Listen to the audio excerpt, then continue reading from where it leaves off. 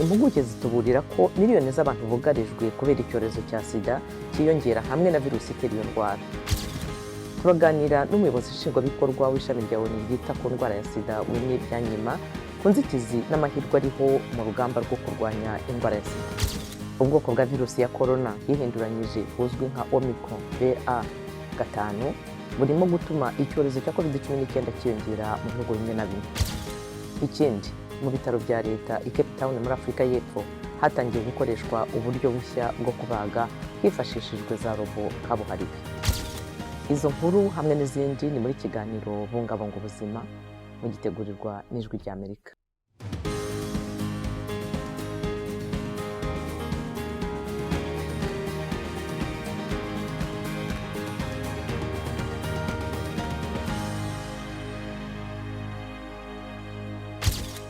Ndabaramukije Ndebujeniya Mukankusi mbashimiye kuba muri kumwe natwe muri kiganiro Bungabunga Ubuzima. Wari uzi ko abantu barenga miliyoni 1,500,000 ku isi hose banduye virusi itera SIDA mu mwaka wa 2021? Benshi ni abakobwa bakiri bato nk'uko raporo nshya ya porogaramu ihuriweho ya ONU kuri virusi ya SIDA no ku ndwara ya SIDA ONU SIDA ibigaragaza. Ku isi hose 1/2 cy'abana bana n'ubwandu bwa virusi ya SIDA nibo bonyine bari ku miti. Ku rundi ruhande 3/4 by'abantu bakuru bafite ubwandu bwa virusi ya SIDA bari ku miti igabanya ubukana bwa SIDA bakeneye. ONU SIDA itangaza ko ku isi hari intambamyi mu rugamba kuri iyi ndwara biturutse kuri COVID-19 no ku ntambara yo muri Ukraine. Byadindije ibikorwa byinshi byo gukumira virusi ya SIDA kandi byateje ibibazo ku bijyanye no kugera ku buvuzi na za serivisi. Ubwandu bushya bwa virusi ya SIDA bwariyongereye muri iyi myaka myinshi ishize mu bice bimwe byo mu burasirazuba bw'Uburayi, muri Amerika y'Amajyepfo no muri Afurika ya ruguru. Ibirwa bya Philippines, Madagascar, Repubulika ya Kongo na Sudani y'Epfo ni bimwe mu bihugu byabonetsemo umubare w'abarwayi wiyongereye kuva mu 2015. Nk'uko bivugwa na OMS, Afurika irimo abantu barenga 2/3 by'abana n'ubwandu bwa virusi itera SIDA ku isi. Utekereza iki ku bibazo by'abantu bagendana ubwandu bwa virusi ya SIDA mu bijyanye no kubasha kwipimisha iyi virusi no kwivuza muri Afurika? Iki kibazo cyo kutabasha kwisuzumisha SIDA no kwitabwaho n'abaganga cyifashe gute aho utuye? Umva icyo bamwe babivuzeho muri Nigeria. Nibwira ko ibibazo biri mu kwisuzumisha virusi ya SIDA muri Nigeria ari ibyerekeranye n'amafaranga. Numvise ko hari ibijyanye n'uburyo bwo kwisuzuma wowe ubwawe ariko bikaba bihenze cyane. Abantu bagomba guhora bazi uko ubuzima bwabo buhagaze, kandi niba abantu batakwipimisha ku mugaragaro byaba byiza abakora muri gahunda ya SIDA bashyizeho uburyo bwo gupima abantu mu ibanga mu rwego rwo kubafasha kwipimisha. I think the community leaders, religious leaders should be the people. Niba hari ikintu kibaye icyo ari cyo cyose, ntekereza ko abayobozi b'ibanze ab'amadini bakagiriye inama abantu bakabashishikariza kuza. Cyakora ibyo guverinoma ibasha kutwohereza ni bike cyane. Rero byinshi mu byo dukoresha tubizanirwa n'imiryango itegamiye kuri leta. And then government itself is not really taking it. Mu by'ukuri leta ntirimo kugira porogaramu ya SIDA iyihutirwa. Ntekereza ko hari ibyo babiterwa n'ikibazo cy'umwenda. Ndakeka ko ari byo byatumye igabanya umubare w'ahantu ho gusuzumira. We have other hospitals that are major hospitals. We have even private hospitals. Dufite ibindi ibitaro bikuru ndetse n'ibitaro byigenga bipima uburwayi bwa SIDA muri iyi leta. Abantu bakomeje kwikingiza kandi dukomeje urugamba. Twizera ko Imana nibidufashamo icyorezo cya SIDA tuzakiganza. I Montreal muri Canada haherutse kubera inama mpuzamahanga ku ndwara ya SIDA. Twavuganye n'umuyobozi wa ONU SIDA, ishami ry'umuryango w'abibumbye ryita ku ndwara ya SIDA, byiyongera, tumusaba kudusobanurira bimwe mu bintu byihutirwa bikenewe gukorwa mu rwego rwo kurwanya SIDA na virusi itera. Mu gihe turimo gutera intambwe igaragara mu kugeza ku bantu ubuvuzi, ubwandu bushya bwagiye buboneka burerekana ko tudahagaze neza cyane. Rero gushyira umuhate mu gukumira niryo shingiro rya gahunda nshya.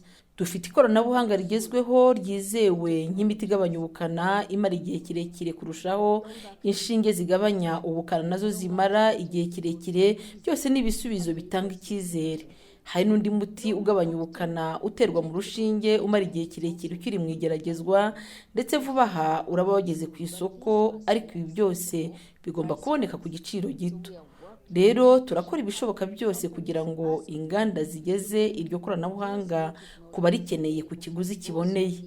Iyo abaturage bubakiwe ubushobozi bwo kugeza serivisi kuri bagenzi babo, tubona abantu bagerwaho neza na serivisi zo kwirinda ndetse n'iz'ubuvuzi. Rero za leta z'ibihugu zemeye ko urugero 80% bya serivisi zo gukumira ubwandu zizayoborwa n'abaturage ubwabo. Reka abaryamana bahuje ibitsina bageze izo serivisi kuri bagenzi babo, reka abakora umwuga w'uburaya bageze izo serivisi kuri bagenzi babo, amikoro tuyashyire mu biganza byabo, reka babyikorere bazi ukeneye kugerwaho uwo ari we. Dukeneye amikoro, ariko no mu gihe yabonetse dukeneye ikoranabuhanga rigezweho. Dukeneye ko ibihugu bikize bisangiza ibindi ikoranabuhanga ryabyo kugira ngo abantu bagerweho n'ibyiza bihebuje ibindi ubuhanga bugezweho bushobora gutanga kandi ku kiguzi kiboneye. Dukeneye kuvanaho ayo mategeko abuza abantu kuryoherwa n'uburenganzira bwabo bwa kiremwamuntu, ndetse akabazitira ababuza gutambuka ngo babone serivisi. Dukeneye kurwanya iheza n'ivangura, tugashyira serivisi mu biganza by'abaturage bakazitangira. Ubwo nibwo buryo buzafasha guhindura ibintu. Abarwayi ba COVID-19 bongeye kwiyongera ku isi bitewe ahanini na virusi yihinduranyije yiyongereye yo mu bwoko bwa Omicron BA5. Impuguke ziburira ko ubwo bwoko bushya busa n'ubwandura kurusha ubwabanje kandi budahangarwa n'ubwirinzi umubiri usanganywe ku bantu benshi. Omicron BA5 irimo gutuma umubare w'abarwayi wiyongera mu bihugu byinshi harimo ibyo mu mpande z'Uburayi na Australia, kandi bavuga ko ari bwo bwoko bwiganje muri Leta Zunze Ubumwe za Amerika. Dore intambwe impuguke zivuga ko watera kugira ngo ubashe kubana na COVID. Ikingize kandi ntucikwe n'inkingo zo gushimangira izindi. Menya aho igipimo cya COVID-19 kigeze aho utuye, cyaba kiri hasi cyangwa se kiri ku rugero rwo hagati cyangwa ku rwo hejuru. Hanyuma ukore ibishoboka byose wirinde. Ambara agapfukamunwa mu nzu no hanze. Igihe bishoboka, iyegereze ibipimo bya COVID-19 bitanga ibisubizo byihuse kandi ubikoreshe kugira ngo umenye uko uhagaze. Niba uri mu rugendo, shaka uburyo wabona ubuvuzi igihe wakwandura. Abategetsi muri Ethiopia, abakozi b'umuvuzi n'abaturage mu ntara ya Afar bavuga ko bakeneye ubufasha mu by'ubuvuzi, aho abantu amagana bari mu bitaro no mu bigo nderabuzima byashenywe n'ubushyamirane. OMS ivuga ko itabasha kubonera igihugu ibyo gikeneye mu gihe ibibazo birushaho gukomera mu mpande zose z'isi. Mariam Abdallah Ali yapfushije umwana we w'umukobwa mu kwezi kwa gatanu. Tugeze ku kigo nderabuzima cy'iwacu batubwiye ko badashobora kumubaga kubera ko nta bikoresho biboneye bafite. Bavuga ko tugomba kujya mu mujyi wa Semera kumubagisha, ariko umwana wanjye yapfiriye mu nzira. Ali aba mu mujyi wa Berale mu ntara ya Afar muri Ethiopia, aho ingabo z'abanyatigere zigaruriye kugeza mu kwezi kwa kane zikahava zishenye ibikorwa remezo by'ubuvuzi. Guverinoma y'iyo ntara ivuga ko ibigo nderabuzima 60 byangijwe n'ingabo zari zahigaruriye, nubwo ingabo z'abanyatigere n'abategetsi b'intara bahakana ibyo birego.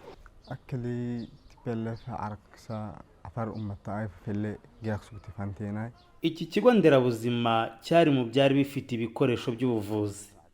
Mu gihe gishize twajyaga tubaga kubera ko ibikoresho byose n'imiti yabaga ikenewe byari bihari, ariko ingabo za TPLF zashenye iki kigo nderabuzima burundu.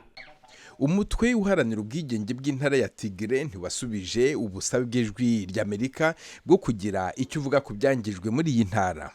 ኒውትሪሽን ኬዝ ስላለ ኒውትሪሽን ኬዝ የሚያስፈልጉ ሁሉም ሜዲካል ኢኩዊፕመንት ሊሆን ይችላል። laboratwari zarashenywe burundu ndetse ntitubasha gukora ibizamini byo kwa muganga kuko nta bikoresho dufite, yewe nta n'ibyo kwita ku barwayi ba sida na diyabete. Hari ikibazo gikomeye cy'ibura ry'imiti, ikindi ibura ry'amashanyarazi naryo riragira ingaruka mbi. Ishami rya Loni ryita ku buzima OMS rivuga ko 22% by'ibigo nderabuzima ari byo byonyine bibasha gukora mu buryo bwuzuye mu ntara ya Afar niyo bituranye ya Amhara. Mu migi ya Afar yahoze yarigaruriwe n'ingabo z'abanyatigre haragaragara ibura rikabije rya serivisi z'ubuvuzi rishobora gushyira ubuzima bwa benshi mu kaga. OMS yabwiye ijwi ry'Amerika ko inkunga y'ubuvuzi n'iy'ibiribwa zombi zigomba kujyanirwa rimwe kugira ngo ibintu bigende neza muri Ethiopia. Haba mu bijyanye no gutanga ibikoresho by'ibanze, haba mu kugenzura imirire cyangwa indwara zandura, ni iby'ingenzi cyane ko serivisi zose zatangirwa mu gihe kimwe n'icyo gutanga ibiribwa. Kuri Adi inkunga yabonetse itinze ku buryo itarokoye ubuzima bw'umukobwa we, ariko ku bandi hashobora kuba hakira amahirwe.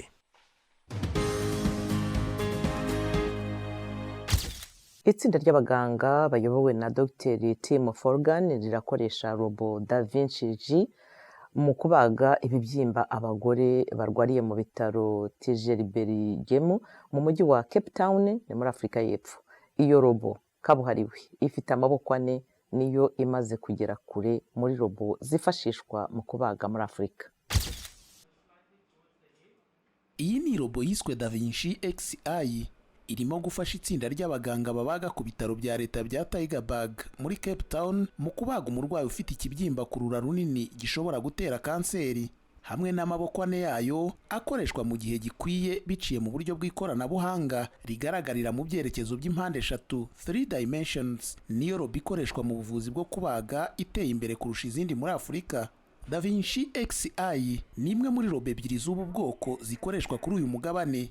Zombi ziboneka mu bitaro bya leta by'i Cape Town muri Afurika y'Epfo. Fortunately, the Western Cape Department of Health bought 2 Da Vinci robots. Kubw'amahirwe ishami rishinzwe ubuvuzi muri Cape y'Uburengerazuba ryaguze Lobo ebyiri za Da Vinci zirimo Da Vinci XI ikoranye ikoranabuhanga rihambaye cyane kurusha izindi zose ubu ziboneka ku isoko. Icyo zikora ni ukugufasha gukora neza cyane, ukabaga ahantu hanyaho kandi zitubura ishusho ku buryo ubasha kureba neza kuruta irigaragazwa n'ibyuma bya laparoscopy bisanzwe. Ubuvuzi bwa mbere bwo kubaga hifashishijwe Lobo ku bitaro bya Tigerberg bwakozwe mu kwa kabiri k'uyu mwaka w'2022. Abarwayi barakize neza rwose, bataha vuba kurushaho. Impuzandengo y'igihe cyacu cyo kubara mu bitaro ni iminsi 3. Rero ubagwa mu buryo bukomeye, tukavanaho kanseri ikomeye kandi nyuma y'iminsi 3 ukaburi iwawe. N'ibibazo biturutse ku kubagwa byaragabanutse bigaragara. Mu kuganira n'abarwayi nyuma yo kubagwa bavuga ko imiyoboro y'ibyiyumvo itangirika. Urabona rwose ko bamera neza kuruta uko byagendaga mbere, kandi muri uko kubaga kwa mbere twifashishaga uburyo bwo gupfumura ahantu hato h'ingenzi bijyanye n'ahagiye kubagwa. Da Vinci siyo Lobo ya mbere ikoreshejwe n'ibitaro bya Tigerberg. Mu 2020 mu gihe cy'icyorezo cya coronavirusi, ibi bitaro byazanye Lobo yiswe Kanya yafashaga abarwayi kuvugana n'imiryango yabo binyuze mu guhamagara mu buryo bwa video cyangwa ubw'amajwi. Now with this innovation bringing your family members closer to you. Ubu hamwe n'ubuvumbuzi bukwegereza abagize umuryango wawe bitewe nuko batashoboraga kuza kugusura ngo baze ku bitaro. Ibyo byaduhaye ihumure cyane, kandi rero ni na byiza cyane ku mitekerereze y'umurwayi. Rero iri koranabuhanga ni ryiza cyane. Naha dusoreje ikiganiro Bungabunga ubuzima cy'uyu munsi. Ku yandi makuru yerekeye ubuzima n'inama zabafasha kubaho neza hamwe n'ibigezweho mu buvuzi, mwegerejwe ry'Amerika kuri @Radiyoyacu.com. Mwadusanga no kuri YouTube, Twitter na Facebook Radiyoyacu. Mukomeze mwirinde indwara z'ibyorezo nka SIDA, Ebola, COVID-19 n'izindi. Naho ubutaha, kandi mukore ku buryo umunsi wanyu wari wose uba uw'ubuzima buzira umuze.